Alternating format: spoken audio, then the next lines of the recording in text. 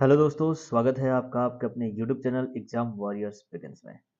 देखिए, आज एक बड़े ही इंपॉर्टेंट टॉपिक पे बात करेंगे और आपको बताएंगे कि जो ग्रुप डी में पोस्ट अलॉटमेंट होगा वो किस तरीके से होगा।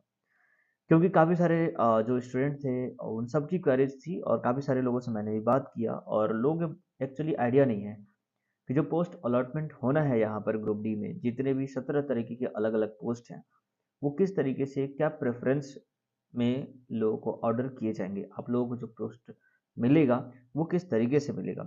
इसके लिए मैंने काफ़ी सारा डिस्कशन भी किया और जानकारियाँ इकट्ठा की कि किस तरीके से यहाँ पर जो आरआरसी है, वो यहाँ पर पोस्ट देता है।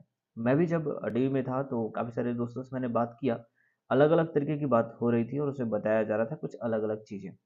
लेकिन फाइनली अब मैं इसके ऊपर पूरी जानकारी लेकर के आया हूँ और आपको क्लियरली यहाँ पे बताऊँगा कि किस तरीके से पोस्ट अलॉटमेंट होगा। क्या वो आपके नंबर के हिसाब से होगा कि अगर आपका हायर नंबर्स है तो आपको अच्छी पोस्ट दे दी जाएगी, या फिर आपके पोस्ट प्रेफ़रेंस के हिसाब से होगा कि आप जिस पोस्ट को फर्स्ट प्रायोरिटी में रखे हैं, वही वाली आपकी पोस्ट मिलेगी, या फिर आपके मेडिकल स्टैंडर्ड पे डिपेंड करता है कि आपको कौन-सी पोस्ट मिलनी चाहिए। इसके अलावा क्या इसमें एजुकेशन भी रोल प्ले करता है? अगर किसी छात्र ने 10th तक ही अपने डॉक्यूमेंट सबमिट किए हैं, ये और कुछ ऐसे छात्र हैं जिन्होंने आईटीआई भी लगा के रखा है और कुछ और भी छात्र हैं जिन्होंने हायर एजुकेशन जैसे कि ग्रेजुएशन या फिर पोस्ट ग्रेजुएशन वाली भी डिग्री दे रखी है। तो इन सभी चीज़ों का क्या रोल होगा और क्या किसी को उसके चॉइस के अकॉर्डिंग पोस्ट किस तरीके से मिल सकती है? क्योंकि फॉर्म फिलअप करते वक़्त देखिए बहुत सारे लोगों ने गलतियाँ भी की हैं और क्योंकि आइडिया नहीं था कौन-सी पोस्ट में क्या काम करना होता है, और अब मैं जब बात करता हूँ बहुत सारे छात्रों से, तो उन्हें पछतावा भी होता है कि गलती से उन्होंने किसी पोस्ट को, या फिर जैसे कि अगर हम ट्रैक मेंटेनर की बात करें तो बहुत सारे स्टूडेंट ऐसे हैं जिन्होंने इसको फर्स्ट प्रायोरिटी पे रखा है और उनका नंबर भी अधिक है। तो क्या उन्हें ट्रक मेंटेनर ही मिल जाएगा या फिर कोई दूसरी पोस्ट भी उन्हें मिल सकती है? तो क्या चीज़ें हैं, किस तरीके से अलॉटमेंट होगा, वो सब कुछ यहाँ पे आपको डिटेल में समझाऊँगा और सारी चीज़ें आपको समझ में आ जाएगी और आप अभी भी पता कर पाओगे कि एक्चुअल में आपने जो भी पोस्ट प्रेफ़रेंस भरी है, उसमें उसके अकॉर्डिंग आपको कौन-सी पोस्ट मिल सकती है। तो ये सारी तमाम भी ये चीज़ें हैं जो भी इस वीडियो में पता चलेगी आपको। इसलिए इस वीडियो को ज़रूर लाइक करिएगा, आपके लिए काफ़ी ज़्यादा इन्फॉर्मेटिव है। और साथ में चैनल को सब्सक्राइब करना बिल्कुल मत भूलिए। आप सभी लोगों से रिक्वेस्ट है कि सब्सक्राइब ज़रूर करिए, क्योंकि जो भी इन्फॉर्मेशन मुझे पता चलती है और जो भी आप लोगों के लिए इम्पोर्टेंट होता है, मैं उसे ज़रूर लेकर के आता हूँ। तो आज की वीडियो आपके लिए काफ़ी ज़्यादा इम्पोर्टेंट है और इस वीडियो को समझाने के लिए मैं आपको अपने कंप्यूटर स्क्रीन पर लेके चल रहा हूँ और वहाँ पे आपको सारी चीज़ें डिटेल में समझाऊँगा और दिखाऊँगा कि किस तरीके से कौन-कौन सी चीज़ें हैं जो आपके पोस्ट अलॉटमेंट में एक बड़ा ही रोल प्ले करती हैं। तो अभी आप हमारे कंप्यूटर स्क्रीन पर हैं और देख रहे हैं ग्रुप डी में पोस्ट अलॉटमेंट कैसे होगा। देखिए, यहाँ पर पोस्ट अलॉटमेंट को समझने के लिए कुछ चीज़ें हैं जिन्हें आपको समझनी होगी। देखिए, इसमें कौन-कौन सी बातें हैं जो काफ़ी ज़्यादा इम्पोर्टेंट है और उसी की वजह से आपको पोस्ट प्रेफ़रेंस और आपके जो मेडिकल स्टैंडर्ड है, वो किन बातों पर निर्भर करती है। देखिए, पोस्ट अलॉटमेंट करने के लिए तो सबसे पहली चीज़ जो आपसे माँगी गई थी, वो था कि आपने पोस्ट प्रेफ़रेंस डाली है, ठीक है? तो सबसे पहली चीज़ जो कि आपने एप्लीकेशन फॉर्म भरते वक़्त पोस्ट प्रेफ़रेंस क्या डाला है, ये मैटर करता है, ठीक है? और दूसरी जो चीज़ है, वो क्या चीज़ है? वो है आपका मेरिट। यानी कि आपने सीबीटी में कितने नंबर्स लेकर के आए हैं, आपका मेरिट क्या है, ठीक है? आपका जो एक तरीके से रैंक है वो क्या है, ठीक है? और तीसरी चीज़ जो इम्पोर्टेंट चीज़ है वो होती है मेडिकल, ठीक है? अब ये चीज़ें किस तरीके से आपको अ, वैरी करेंगी आपके लिए, किस तरीके से ये जो 3 चीज़ें होंगी आपको ये डिसाइड करने में हेल्प करेंगी कि आपको कौन-सी पोस्ट मिलने वाली है, ठीक है? या फिर आरआरसी जो होगा इन्हीं तीनों चीज़ों को ही, इन्हीं तीनों पैरामीटर को लेकर के ही आपको पोस्ट अलॉटमेंट करने वाला है। अब ये कैसे काम करेगा वो हम यहाँ पे समझते हैं। देखिए, जब मैं बात कर रहा था तो बहुत सारे ऐसे छात्र थे जिनसे मैंने बात की, जिसमें पूछा गया कि आपने पोस्ट प्रेफ़रेंस में क्या रखी है। काफ़ी सारे ऐसे छात्र थे जिनसे मैंने बात किया और आप में से भी बहुत सारे ऐसे छात्र होंगे जिन्होंने साइबर कैफ़े से फॉर्म फिल अप किया है और सभी पोस्ट को सीरियल 1, 2, 3, 4 जैसे सीरियल वाइज़ पोस्ट दिए गए थे, एकदम से उसी तरीके से फिल अप कर दिया गया है, ठीक है? अब मैं इसको दिखाना चाहूँ तो आपको मैं बता दूँ कि इसको आप पीडीएफ में देख सकते हो कि किस तरीके से कौन-सी पोस्ट दी गई हो, मैं अभी आपको दिखाऊँगा, ठीक है? तो कुल 17 पोस्ट हैं, सभी को एक लाइन से जो है अकॉर्डिंग टू साइबर कैफे वाले के हिसाब से उन्होंने भर दिया है, जैसा उसने भर दिया 1 2 3 4 करके भर दिया है। ठीक है। कुछ ऐसे लोग हैं जिन्होंने ये सोच करके कि ट्रैक मेंटेनर में सबसे ज़्यादा वैकेंसी है और इस वजह से ट्रैक मेंटेनर जो कि 17वें नंबर पे है उसको सबसे फर्स्ट प्रायोरिटी दे रखी है। ठीक है। और जिनको पता था कि एक्चुअल किस पोस्ट में क्या काम करनी है और किस तरीके से वहाँ पे वर्किंग होगा, वर्किंग प्रोफाइल क्या होगी, उन्होंने अपने चॉइस के अकॉर्डिंग उस पोस्ट को फर्स्ट प्रायोरिटी पे रखा हुआ है। तो यहाँ पर तो पोस्ट प्रेफरेंस दे दिया आपने, जो भी आपने चाहा, जैसे भी चाहा वो दे दिया, गलती हो गई कोई बात नहीं, या फिर आपने जाने अनजाने कुछ भी कर दिया। ठीक है। कितना मैटर करता है ये? देखिए, पोस्ट प्रेफरेंस उतना ज़्यादा मैटर नहीं करता आपके पोस्ट अलॉटमेंट में। ठीक है। मैटर करता है लेकिन बहुत ज़्यादा रोल नहीं है। ठीक है। इसके बाद जो सेकंड जो चीज़ है वो होती है मेरिट। ठीक है। मेरिट यानी कि जो कट ऑफ गई हुई है उससे आपका कितना अधिक नंबर है, आपका स्थान क्या है, क्योंकि अभी जो रिजल्ट दिए गए हैं वो परसेंटाइल बेसिस पे है और बहुत सारे ऐसे कैंडिडेट हैं जो अपने अपने शिफ्ट में 100 परसेंटाइल पर आ गए हैं, यानी कि उनका 100 परसेंटाइल है। बहुत सारे ऐसे 99 परसेंटाइल पे हैं। ठीक है। तो क्या ये जो 100 परसेंटाइल वाले स्टूडेंट हैं, क्या इनको इनकी फर्स्ट प्रायोरिटी मिलेगी? इस हिसाब से तो बिल्कुल मिलनी चाहिए, है कि नहीं? अगर किसी का 100 परसेंटाइल है मतलब कि वो पहला रैंक है और पहले रैंक के छात्र की जो फर्स्ट प्रायोरिटी है उसे जरूर मिलनी चाहिए। लेकिन यहां भी संभावना बन सकती है कि 100 परसेंटाइल वाले स्टूडेंट को भी उसकी फर्स्ट प्रायोरिटी ना मिले।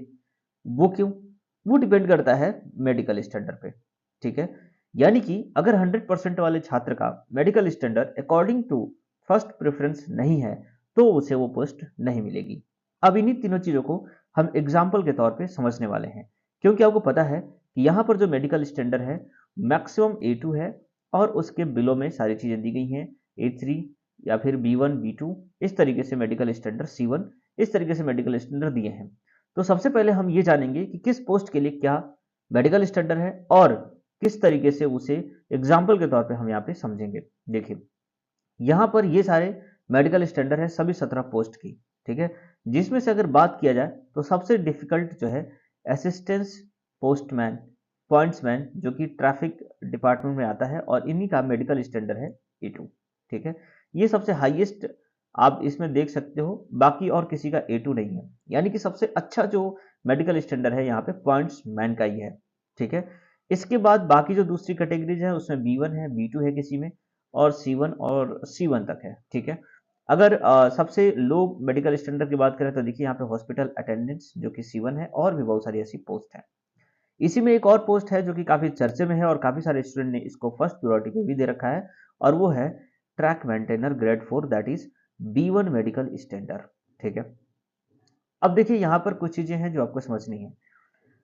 सबसे ज्यादा इंपॉर्टेंट रोल प्ले करेगा वो है मेडिकल स्टैंडर्ड। आपकी रैंकिंग भले ही कहे चाहे जितनी अच्छी हो, आपने चाहे भले ही किसी पोस्ट को फर्स्ट प्रायोरिटी पे दे रखा हो, लेकिन अगर उसके अकॉर्डिंग मेडिकल स्टैंडर्ड नहीं है तो आपको वो वाली पोस्ट बिल्कुल नहीं मिलेगी। लेकिन कभी कभी ऐसा भी हो सकता है कि आपने प्रेफरेंस भी सही दे रखा है, आपका मेडिकल स्टैंडर्ड भी ठीक है, और लेकिन आपका मेरिट जो है अकॉर्डिंग टू उस पोस्ट के हिसाब से नहीं है जिसमें आप चाहते हो, तो भी आपको फर्स्ट प्रायोरिटी नहीं मिलेगी। अब देखिए, इसमें एग्जांपल के तौर पे समझते हैं। जैसे कोई स्टूडेंट है जिसने फर्स्ट प्रायोरिटी पे आपका जो यहाँ पर पॉइंट्समैन की जो 8th नंबर की जो यहाँ पे है, 8th नंबर पे असिस्टेंट मैन पॉइंट्समैन, इसको दे रखा है फर्स्ट प्रायोरिटी। ठीक है। अब इस स्टूडेंट की जो रैंकिंग है वो भी काफ़ी अच्छी है, यानी कि अगर नॉर्मली बात किया जाए तो 80 नंबर से अधिक है, क्योंकि जनरली देखा गया है कि 80 नंबर से अधिक वाले जो स्टूडेंट है उनकी रैंकिंग काफ़ी अच्छी है, और इस तरीके से यहाँ पर 80 मार्क्स से अधिक नंबर है इनका। लेकिन यहाँ पर जब अगर मेडिकल स्टैंडर्ड की बात करते हैं तो ये है A2 मेडिकल स्टैंडर्ड। अब इनका अगर मेडिकल में A2 मेडिकल स्टैंडर्ड आता है तो इन्हें ये पोस्ट डेफिनेटली मिल जाएगी। ठीक है। क्योंकि इनकी रैंकिंग भी अच्छी है, इन्होंने फर्स्ट प्रेफरेंस में भी अपना पॉइंट्समैन को डाला है, और इनका मेडिकल स्टैंडर्ड भी A2 है। तो ऐसे कैंडिडेट जिनका मेडिकल हो चुका है, आपके नंबर्स भी अच्छे हैं, आप चेक कर लीजिए। अगर आप यूआर कैटेगरी से क्वालिफाइड हैं, यूआर कैटेगरी से चाहे किसी भी कैटेगरी से हो, SC ST OBC, है ना, आप यूआर की कट ऑफ को क्लियरली पार करते हो, उससे काफी अच्छा नंबर है। आपका जो परसेंटाइल है वो 99 पॉइंट समथिंग है या फिर 100 परसेंटाइल है। आपकी first choice assistant points man है और आपका मेडिकल स्टैंडर्ड अगर मेडिकल कराया है और उसमें आपका मेडिकल सब कुछ अच्छे से हो गया है तो डेफिनेटली आपको A2 मिलेगा। तो ऐसे में आप 100% सोच सकते हो कि आपकी जो फर्स्ट चॉइस है वो आपको मिलेगी। लेकिन एक बात ये भी ध्यान में रखना है यहाँ पर कि अगर हम असिस्टेंट पॉइंट्समैन की बात करें तो सभी जगह पे जो वैकेंसीज है वो उतनी ज़्यादा नहीं है असिस्टेंट पॉइंट्समैन की। आप देख सकते हो यहाँ पर जो असिस्टेंट पॉइंट्समैन की जो टोटल वैकेंसी है वो 1099 है। ये मुंबई का दिखाया जा रहा है, ठीक है। हालांकि अगर ओवरऑल बात करें तो तो भी सबसे ज़्यादा जो पोस्ट है वो है ट्रैक मेंटेनर की। आप इसे कंप्लीट मत समझिएगा, यहाँ पर ये मुंबई का ही दिया गया है बस, ठीक है। तो मैं एक मोटा मोटे हिसाब से बताता हूँ कि सबसे ज़्यादा जो पोस्ट है वैकेंसीज है वो किस में है, ट्रैक मेंटेनर में है। और मान लीजिए आपने फर्स्ट प्रायोरिटी दे रखा था पॉइंट्समैन, जिसके लिए A2 मेडिकल स्टैंडर्ड भी था, और आपकी जो सेकंड प्रायोरिटी थी वो थी ट्रैक मेंटेनर, ठीक है। अब यहां पर क्या होगा कि मान लीजिए आपका मेडिकल स्टैंडर्ड A2 भी है और आपका फर्स्ट प्रायोरिटी में पॉइंट्समैन भी है, लेकिन और आपका नंबर भी 80 मार्क्स है। सपोज दैट कहीं की वैकेंसीज में पॉइंट्समैन की जो वैकेंसी है वो मान लीजिए 35 है या 50 है, और ऐसे छात्र जिनके 80 नंबर से अधिक हैं आप ही की आरआरसी में, और वो सभी छात्र जो कि 35 से अधिक है, मान लीजिए 40 ऐसे छात्र हैं जिनके नंबर 80 से अधिक हैं, और इन 40 में से 35 ऐसे हैं जिन्होंने फर्स्ट प्रायोरिटी में पॉइंट्समैन को दे रखा है और इन सभी का मेडिकल स्टैंडर्ड A2 है। तो ऐसे में आपको ये वाली पोस्ट नहीं मिलेगी। भले ही आपका मेडिकल स्टैंडर्ड A2 है, आपने फर्स्ट प्रायोरिटी पॉइंट्समैन भी दे रखा है, फिर भी आपको ये नहीं मिलेगी। तो ऐसे कंडीशन में क्या होगा कि आपकी जो सेकंड प्रायोरिटी है जो कि ट्रैक मेंटेनर ग्रेड 4 है, B1 इसका मेडिकल स्टैंडर्ड है, क्योंकि आपका मेडिकल स्टैंडर्ड A2 है तो B1 भी आपका जरूर होगा, और इस तरीके से आपको सेकंड प्रायोरिटी आपको मिल जाएगी। तो आप यहाँ पे समझिए कि किस तरीके से यहाँ पे पोस्ट अलॉटमेंट किया जाएगा। इन तीनों में से तीनों फैक्टर आप सेटिस्फाइड करते हैं तो ही आपकी फर्स्ट चॉइस मिलेगी, वरना इन तीनों में से कोई भी फैक्टर को आप अगर फुलफिल नहीं करते हो तो आपको वो चॉइस नहीं मिल पाएगी। इसी तरीके से अगर कभी ऐसा भी हो सकता है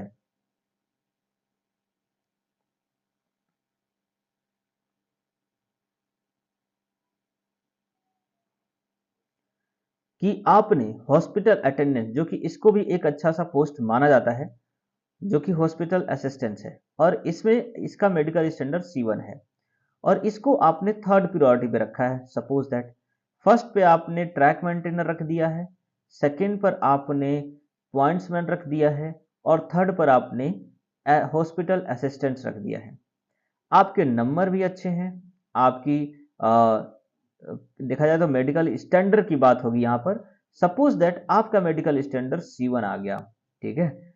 ऐसा मान लीजिए होता है, आपका मेडिकल स्टैंडर्ड C1 होता है, आप A2 और B1 नहीं है, आपकी रैंकिंग भी अच्छी है, आपका जो मेडिकल स्टैंडर्ड है वो C1 है, तो इस हिसाब से क्या होगा कि फर्स्ट तो नहीं मिलेगा क्योंकि यहाँ पे मेडिकल स्टैंडर्ड B1 है, सेकंड भी नहीं मिलेगा क्योंकि यहाँ पे मेडिकल स्टैंडर्ड A2 है।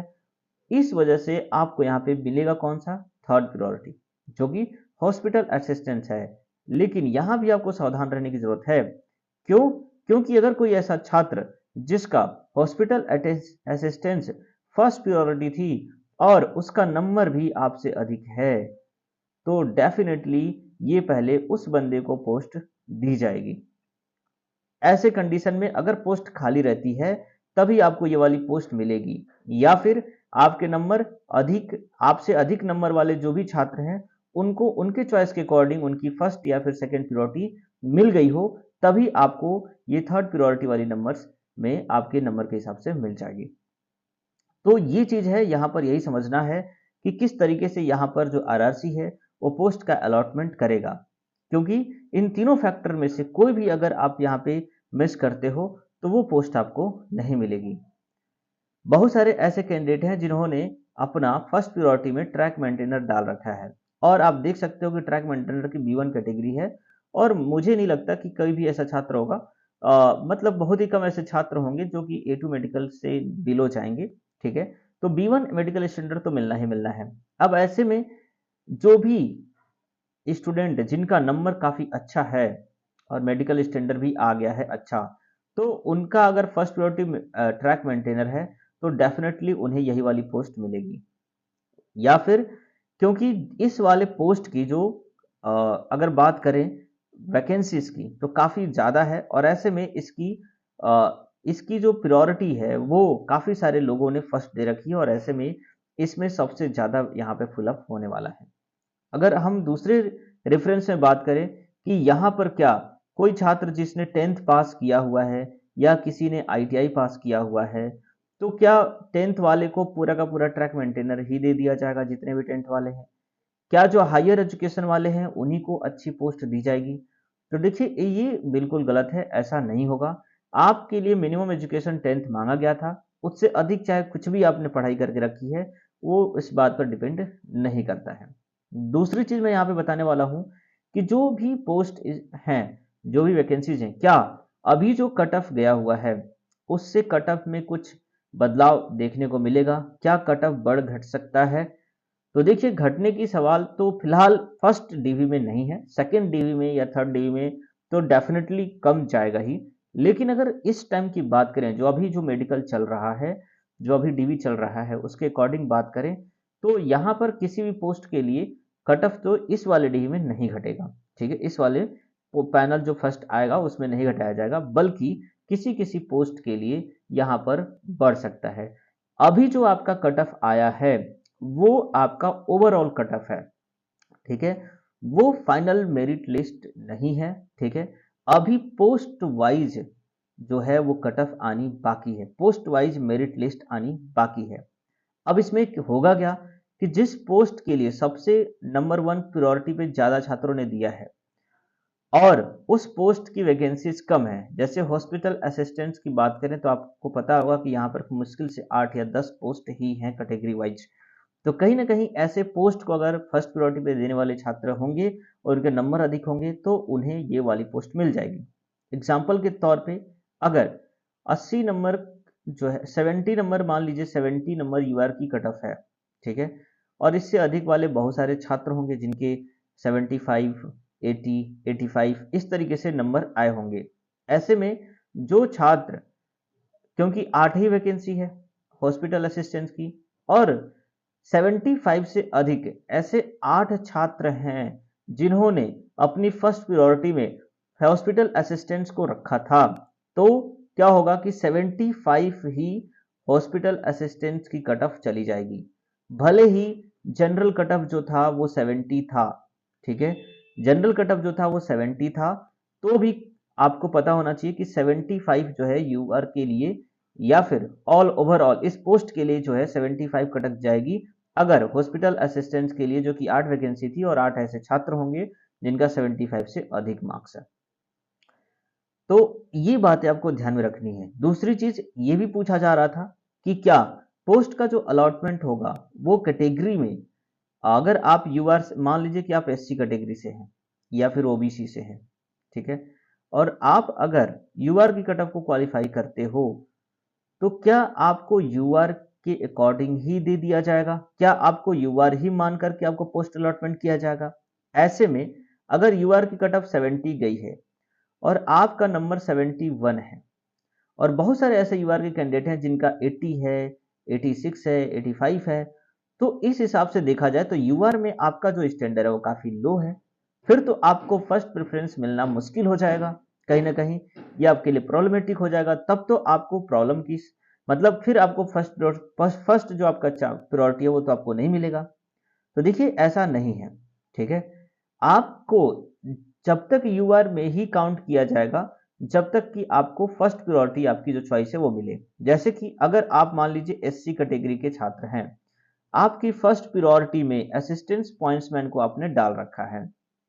ठीक है, आपका नंबर जो है वो 78 है। ठीक है, और जो यूआर की कट ऑफ है वो गई है 70। तो 70 से ऊपर आपका नंबर है 78। इस तरीके से आप जो है यूआर कैटेगरी में काउंट किए जाएंगे। अब यहाँ पर असिस्टेंट पॉइंट्समैन की वैकेंसी मान लीजिए 30 है, ठीक है। और ऐसे में अगर यूआर को क्वालिफाई करने वाले सभी कैटेगरी के ऐसे छात्र जिनके नंबर 80 से अधिक हैं और ऐसे छात्र जिनकी जिनकी फर्स्ट प्रायोरिटी है वो 30 है, मतलब कि असिस्टेंट पॉइंट्समैन को फर्स्ट प्रायोरिटी पे रखने वाले 30 ऐसे छात्र हैं जिनका नंबर 80 से अधिक है, चाहे वो किसी भी कैटेगरी से हो, वो यूआर की कट ऑफ को क्वालिफाई कर रहे हैं। ऐसे में असिस्टेंट पॉइंट्समैन जो कि इन 30 छात्रों को मिल जाएगा। तो आपका नंबर तो 78 है, फिर आपको तो ये पोस्ट नहीं मिल पाएगी।